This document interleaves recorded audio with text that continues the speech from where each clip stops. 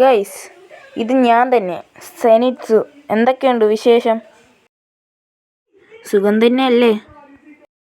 ഇന്ന് നമ്മൾ വന്നേക്കുന്നതെന്ന് പറയുന്നത് എഡിറ്റിങ്ങിനെ കുറിച്ച് പഠിക്കുന്നതിനാണ്.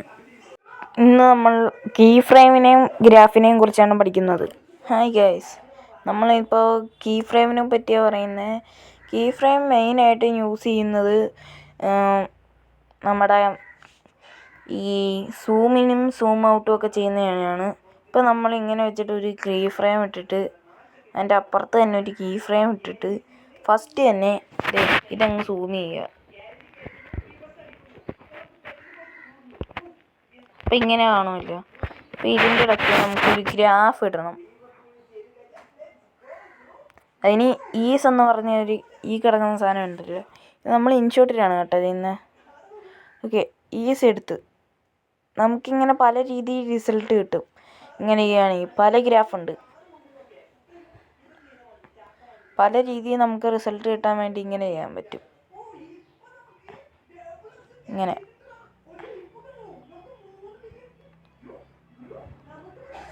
നമുക്കിപ്പോൾ ഇത് മതി ഈ രീതിയിൽ. പിന്നെ വേറെ രീതി, പല രീതിയിൽ ചെയ്യാൻ പറ്റും.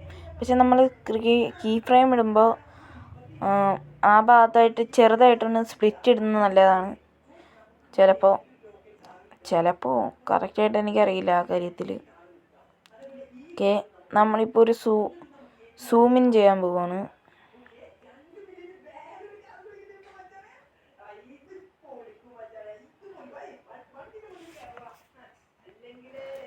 ഓക്കെ,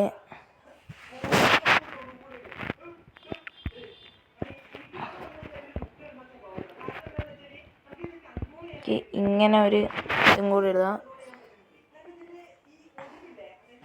ഈസ് ഇടുക.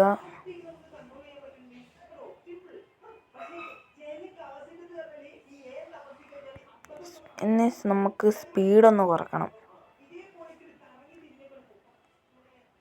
സ്പീഡിന് വേറെ രീതിയിലും ഉണ്ട്, പിന്നെ സ്പീഡിനും ഗ്രാഫൊക്കെ ഉണ്ട് കേട്ടോ.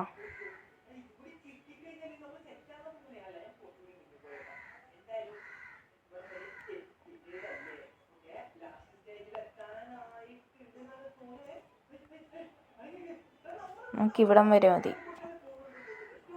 സ്പ്ലിറ്റ് എടുക്കുക, കട്ട് ചെയ്യുക, ഡിലീറ്റ് ചെയ്യുക. എന്നിട്ട് ഇവിടെ നമുക്ക് വേറൊരു ഇതിടുക.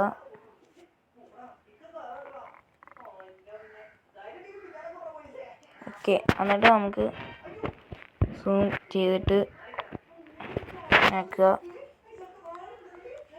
ഈസ് എടുക്കുക, ഈ ഗ്രാഫ് ഇടുക.